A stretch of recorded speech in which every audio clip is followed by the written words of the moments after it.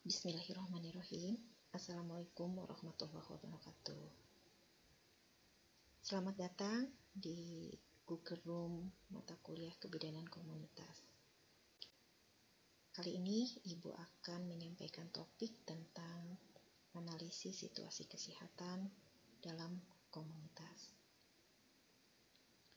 Tadi kalian sudah menyaksikan video tentang fenomena gizi buruk di Indonesia.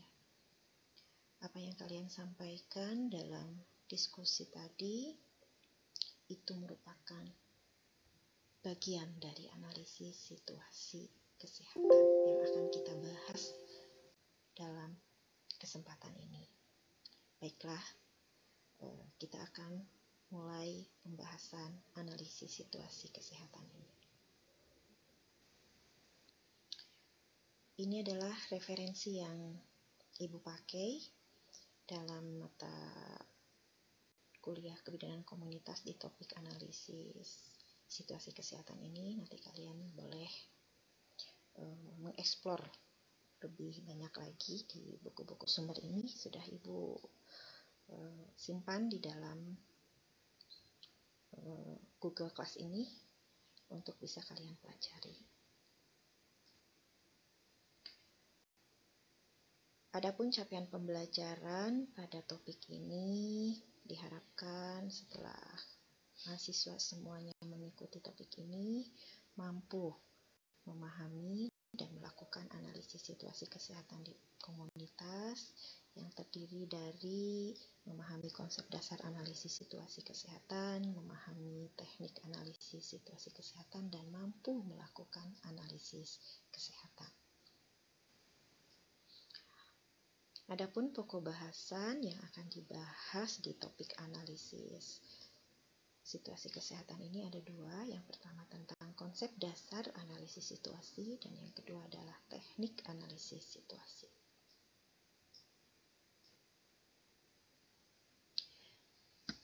Nah, kenapa kita harus melakukan analisis situasi? Seperti yang sudah kalian lihat di video tadi. Ketika kita menyaksikan suatu fenomena sosial atau suatu keadaan, sebagai seorang manusia, pasti kita akan memberikan respon terhadap apa yang terjadi di sekitar kita. Kenapa? Karena kita sebagai manusia merupakan makhluk sosial, di mana kita tidak bisa berdiri sendiri, tidak bisa melakukan semua sendiri, dan tidak bisa kita tidak peduli terhadap sekeliling. Itulah peran manusia sebagai makhluk sosial. Selanjutnya, manusia itu mobile, tidak ada dalam suatu keadaan atau tidak tetap dalam suatu tempat tertentu, pasti mobile. Dan mobilitas itu membutuhkan suatu adaptasi, penyesuaian. Ketika kita menempati tempat yang baru, kita perlu adaptasi dengan lingkungan yang baru.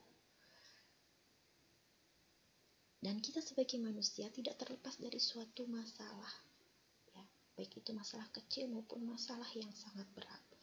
Dan masalah tersebut perlu diselesaikan dengan pemecahan masalah.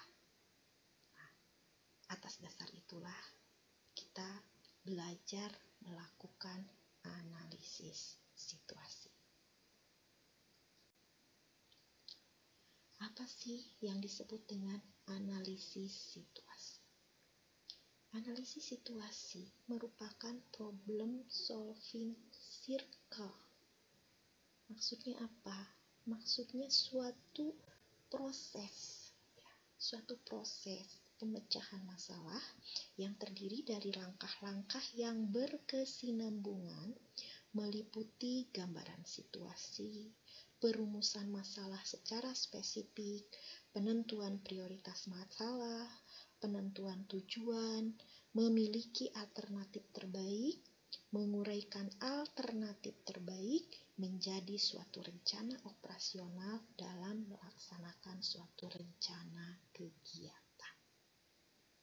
Itu kira-kira pengertian dari analisis situasi. Ada sumber lain yang menyatakan atau mendefinisikan tentang analisis situasi kesehatan. Nah, apa yang disebut dengan analisis situasi kesehatan?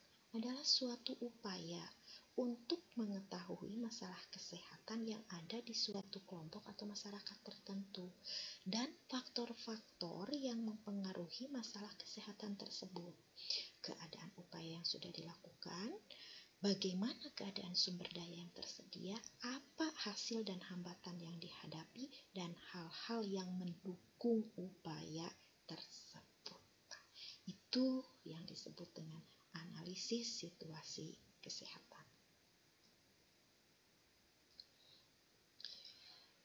Pengertian lain dari analisis situasi kesehatan merupakan proses upaya untuk mendapatkan permasalahan yang berkaitan dengan derajat kesehatan.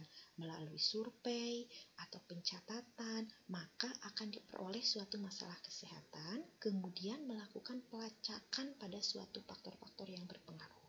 Atau suatu proses sistematis untuk melihat fakta, data, atau kondisi yang ada dalam suatu lingkup wilayah. Jadi inti dari analisis situasi kesehatan itu adalah kita mendapatkan suatu permasalahan yang berkaitan dengan masalah-masalah kesehatan, baik itu didapatkan dari suatu data atau dari suatu fenomena yang ada, dan kita berusaha untuk mencari penyelesaian masalah-masalah tersebut melalui penyebab-penyebab atau faktor-faktor yang menyebabkan terjadinya suatu permasalahan tersebut. Nah, kira-kira seperti itu kesimpulan dari analisis situasi kesehatan. Tujuan analisis situasi kesehatan ada 3 di sini. Yang pertama, kita bisa memahami masalah kesehatan secara jelas dan spesifik. Jadi ketika ada suatu masalah kesehatan, dengan dilakukannya analisis kesehatan, kita akan mengetahui masalah kesehatan ini seperti apa sih masalahnya, ya, detailnya itu seperti apa. Nah, itu bisa dilakukan dengan melakukan analisis situasi kesehatan.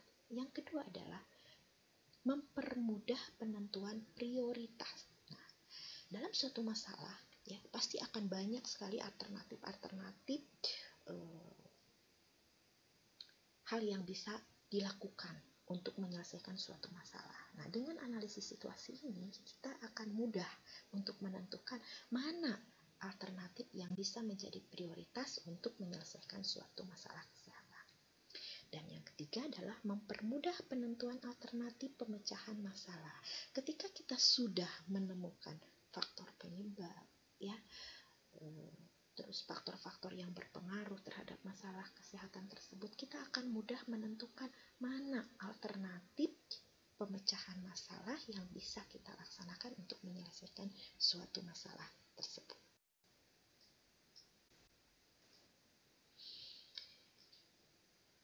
Nah, konsep analisis situasi kesehatan adalah strategi pemecahan masalah. Nah, ini yang harus kita tekankan, bahwa kenapa sih kita harus melakukan analisis situasi kesehatan?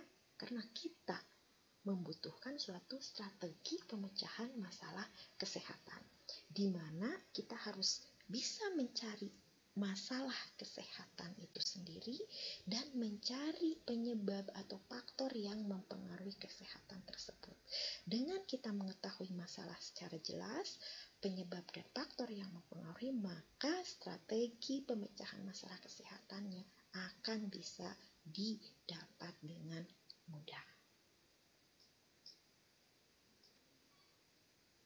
Nah, selanjutnya kita harus mengetahui variabel analisis situasi kesehatan. Variabel itu merupakan suatu hal yang harus kita perhatikan ketika kita akan melakukan analisis kesehatan. Yang pertama adalah status kesehatan. Bagaimana suatu status kesehatan pada masalah tersebut? Yang kedua, bagaimana masalah kependudukannya, demografinya. Yang ketiga adalah bagaimana pelayanan kesehatannya. Yang keempat adalah perilaku kesehatan masyarakat itu sendiri dan bagaimana dukungan lingkungan terhadap situasi kesehatan tersebut. Jadi, 5 variabel ini yang harus kita lihat, ya, yang harus kita analisis dalam merumuskan suatu masalah kesehatan.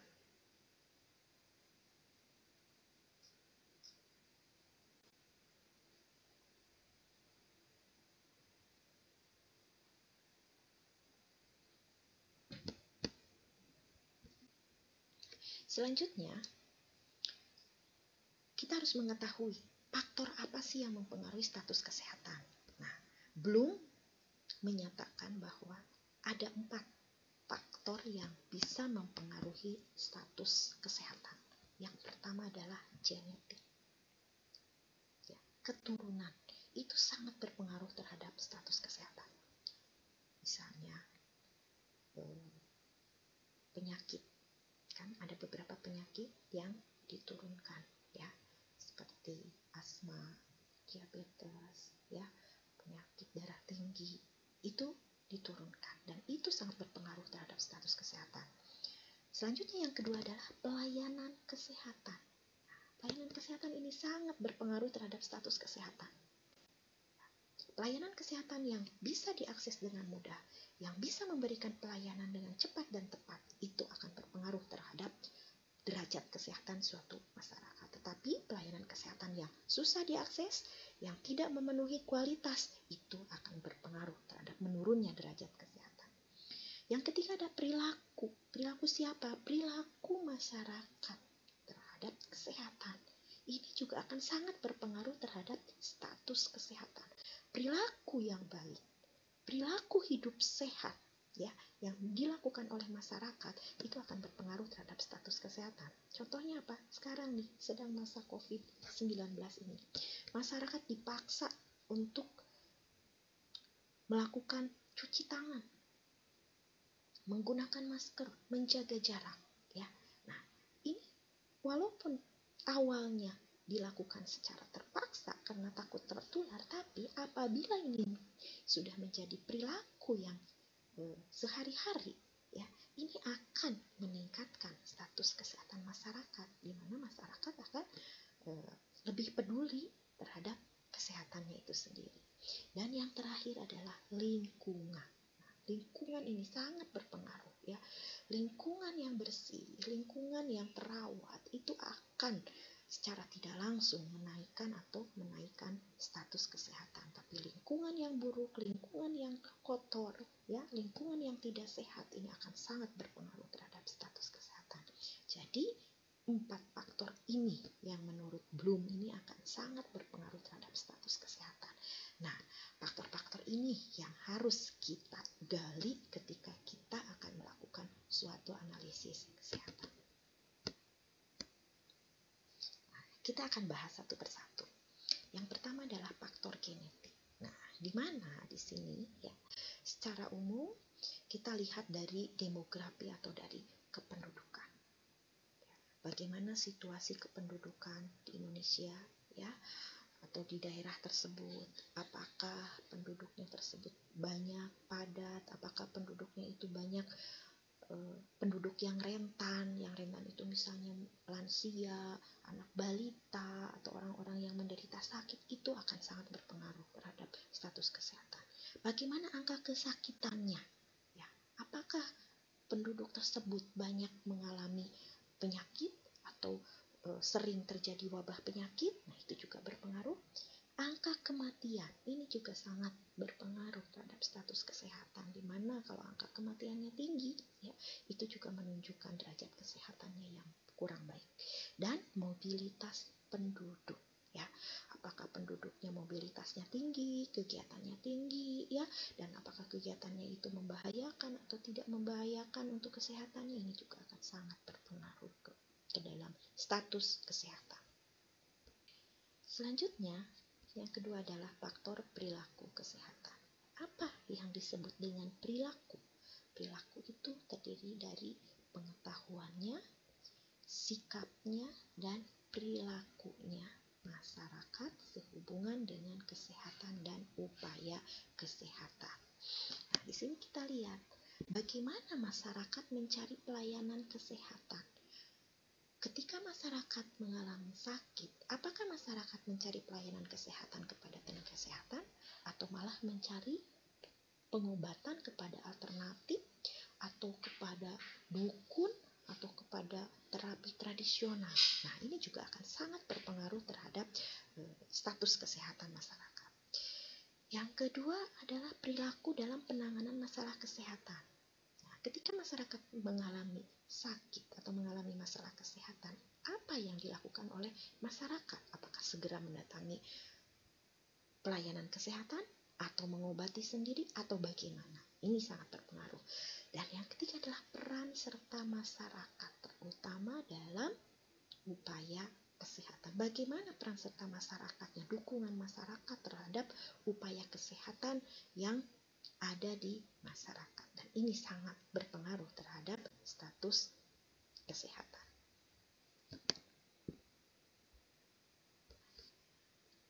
Faktor yang keempat adalah pelayanan kesehatan. Seperti kita tahu bahwa tugas dari pelayanan kesehatan itu ada 4. Yang pertama adalah preventif, yaitu pencegahan. Yang kedua adalah promotif, yaitu promosi kesehatan. Yang ketiga adalah kuratif, yaitu pengobatan. Dan yang keempat adalah rehabilitatif dan pemulihan. Ini adalah peran pelayanan kesehatan. Nah, semakin preventif dan promotif bagus, kuratif dan rehabilitatif akan semakin menurun. Ya, tetapi kalau preventif dan promotifnya rendah, kuratif dan rehabilitatif akan meningkat. Nah, dan ini akan sangat berpengaruh terhadap biaya pelayanan kesehatan.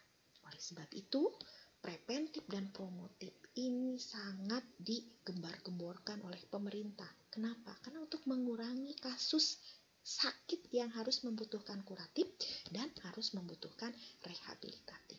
Nah, faktor inilah ya yang sangat berpengaruh terhadap status kesehatan yang dilakukan oleh pelayanan kesehatan.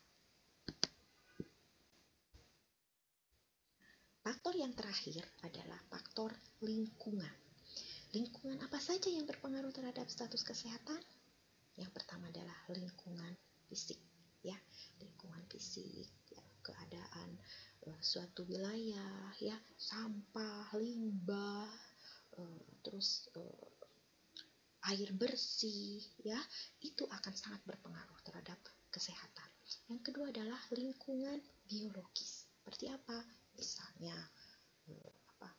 manusianya itu sendiri, ya, perilaku orang-orangnya itu sendiri. Terus misalnya ada peternakan, ya, terus ada juga misalnya orang-orang yang memelihara peliharaan binatang, itu juga akan berpengaruh terhadap status kesehatan. Dan lingkungan sosial, itu bagaimana keadaan sosial masyarakat terhadap upaya-upaya kesehatan yang dilakukan, kebiasaan di masyarakat, ya, terus adat istiadat, ya, dan semuanya itu akan sangat berpengaruh terhadap derajat kesehatan di masyarakat.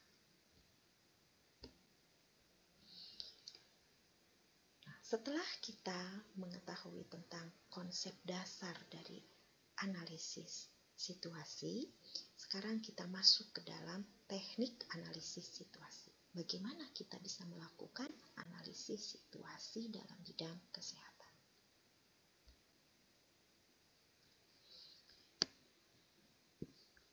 Siklus analisis situasi ada 4. Yang pertama, identifikasi masalah. Yang kedua adalah perumusan masalah prioritas.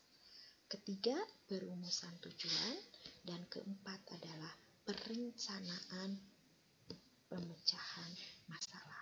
ini adalah siklus dalam melakukan analisis situasi kesehatan ya. Jadi kalau yang disebut siklus adalah berurutan ya. Jadi tidak boleh misalnya dari identifikasi langsung perumusan tujuan. Nah, itu tidak bisa karena setelah identifikasi itu pasti harus perumusan masalah dulu, setelah itu baru perumusan tujuan, baru perencanaan penyelesaian masalah. Jadi circle. Nah, ini yang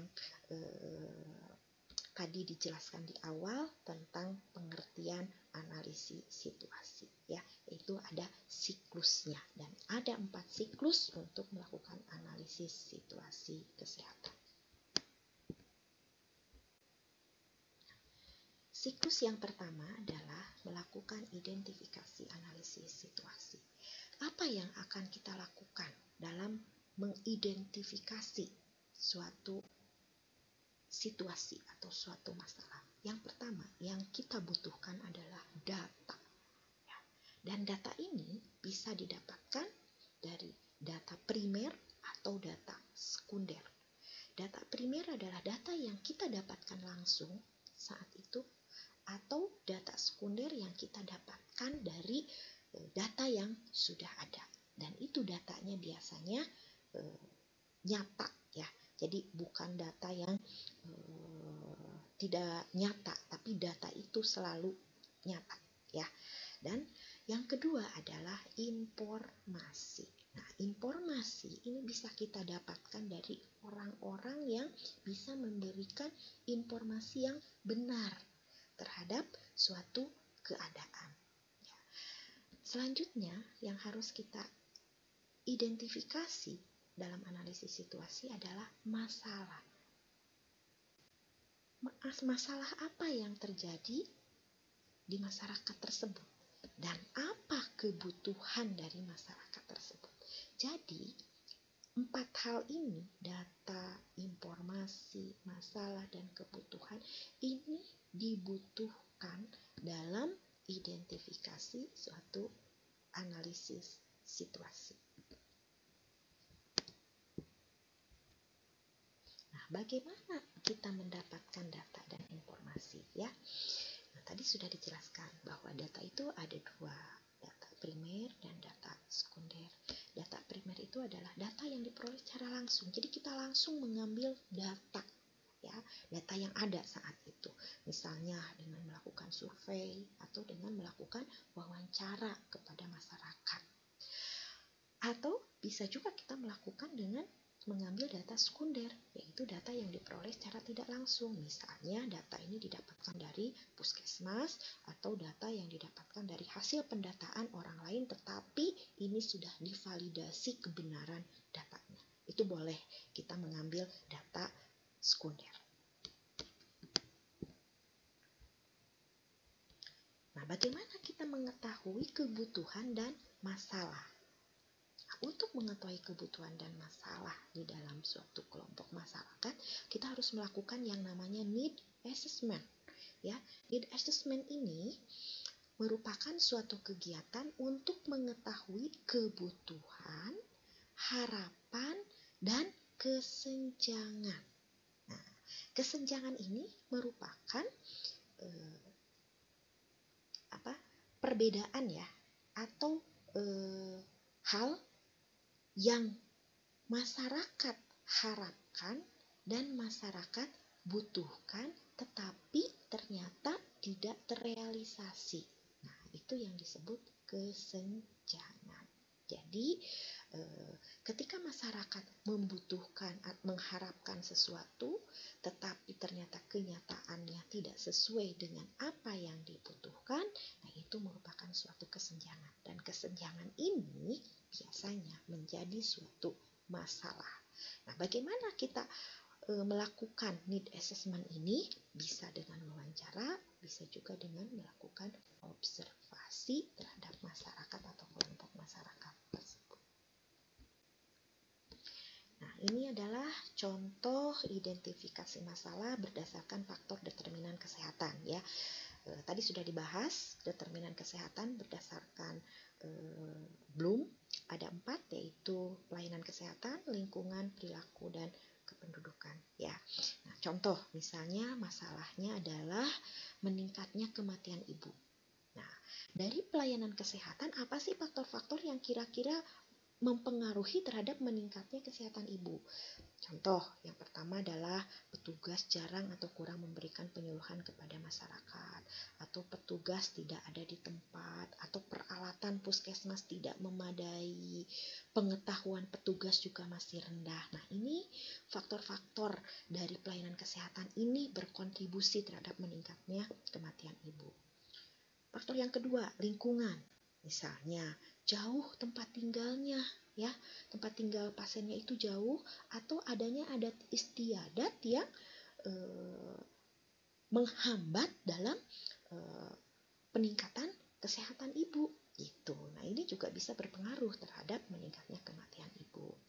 Faktor perilaku, misalnya ibu hamil tidak boleh keluar rumah, atau ibu hamil susah mengakses ke puskesmas, atau ada perilaku yang tidak menyenangkan dari puskesmas atau dari petugas puskesmas, atau misalnya tenaga bidan yang ada di puskesmas itu tidak memberikan pelayanan yang baik, misalnya ya perilakunya tidak dikehendaki oleh masyarakat, itu juga bisa berpengaruh terhadap masyarakat tidak mau atau tidak percaya terhadap pelayanan kesehatan. Selanjutnya dari kependudukan, misalnya tidak ada dukungan dari tokoh-tokoh masyarakat, kurangnya informasi, dan misalnya karena adanya persalinan yang masih ditolong oleh dukun atau adat istiadat yang bertentangan dengan kesehatan. Nah, dari determinan faktor ini, ya, keempat faktor ini yang mendukung ya meningkatnya kematian ibu. Nah, ini adalah contoh kita melakukan identifikasi berdasarkan faktor-faktor yang berpengaruh terhadap status kesehatan atau faktor-faktor yang berpengaruh terhadap derajat kesehatan. Jadi dirinci satu persatu ya permasalahannya dan dihubungkan dengan masalah kesehatan yang ada di daerah tersebut. Nah, setelah kita melakukan identifikasi masalah, kita masuk ke dalam tahap yang kedua, yaitu perumusan masalah.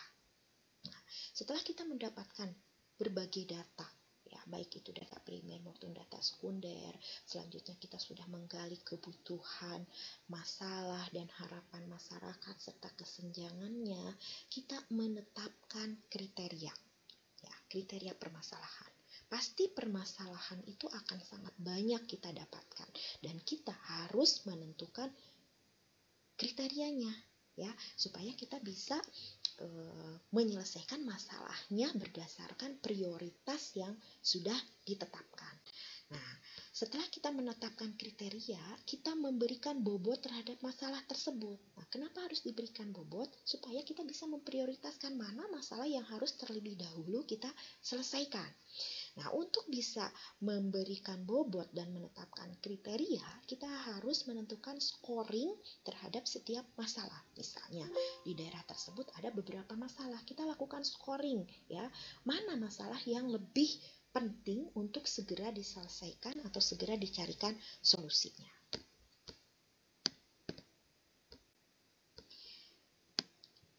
Ini contoh scoring untuk menentukan kriteria masalah ya berdasarkan PEARL ya, PEARL. Nah, apa ini?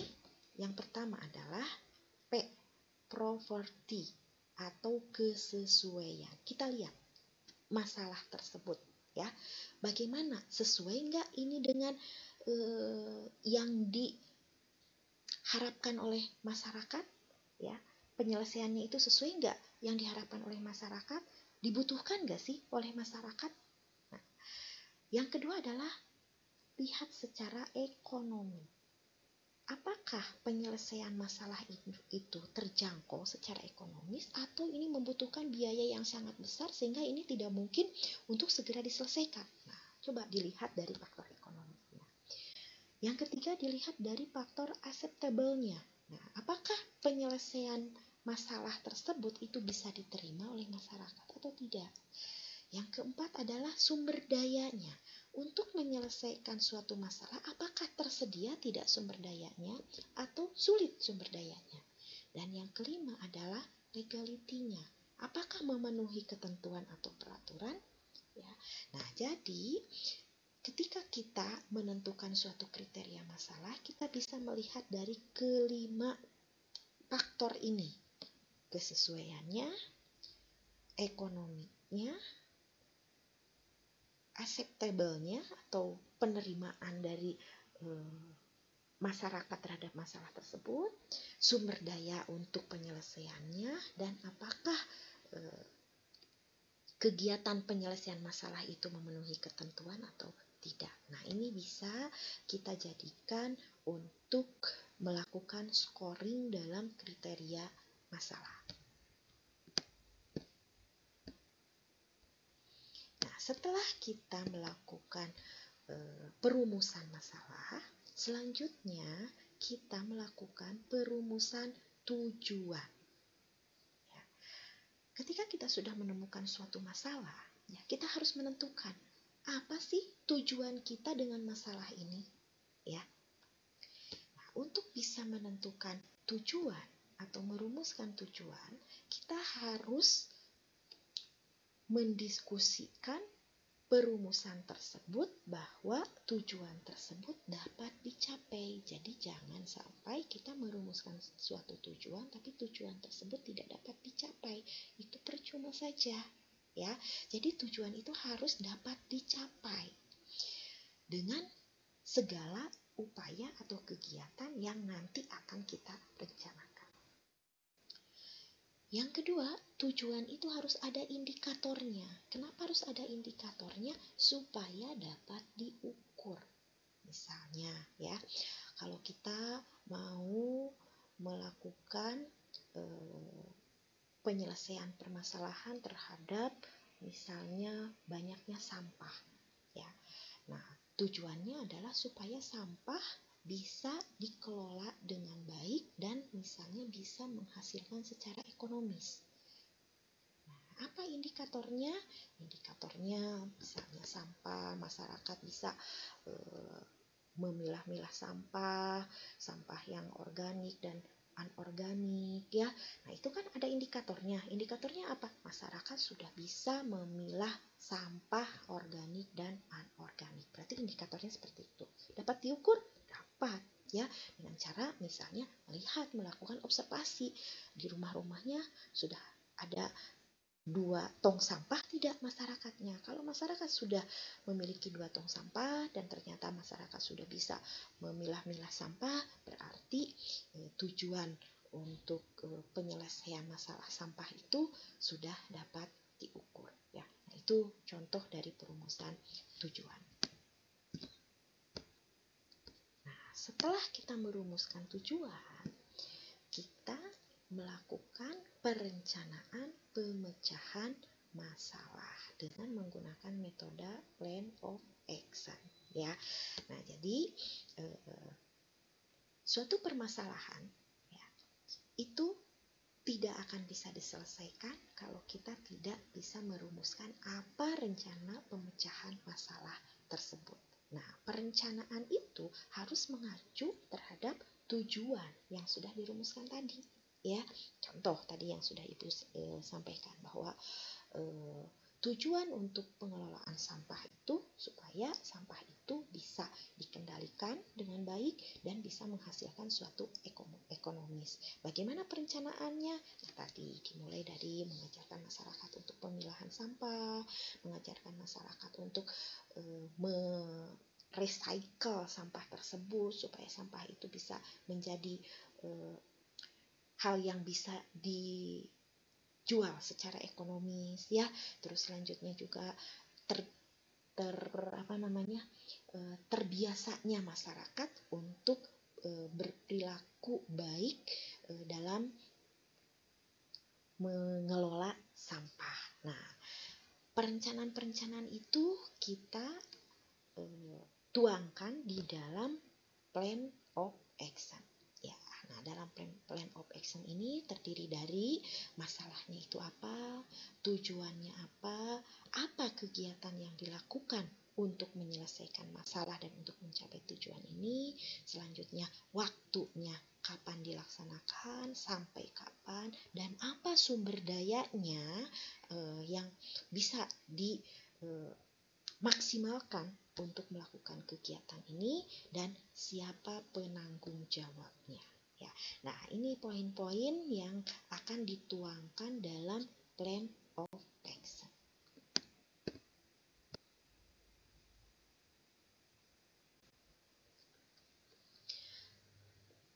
Nah, ini yang bisa Ibu jelaskan dalam analisis situasi ini. Mudah-mudahan apa yang kita bahas hari ini bisa dipahami dengan baik, dan untuk selanjutnya kita akan melakukan kegiatan analisis situasi kesehatan yang akan dilihat dari contoh-contoh video yang nanti akan Ibu publish di room materi ya. Itu saja mungkin yang bisa Ibu bahas untuk analisis situasi kesehatan. Apabila ada hal-hal yang ingin didiskusikan lebih lanjut, kita akan membuka diskusi di room Google Class ini. Terima kasih atas perhatiannya. Ibu tutup dengan barokallah. Wassalamualaikum warahmatullahi wabarakatuh.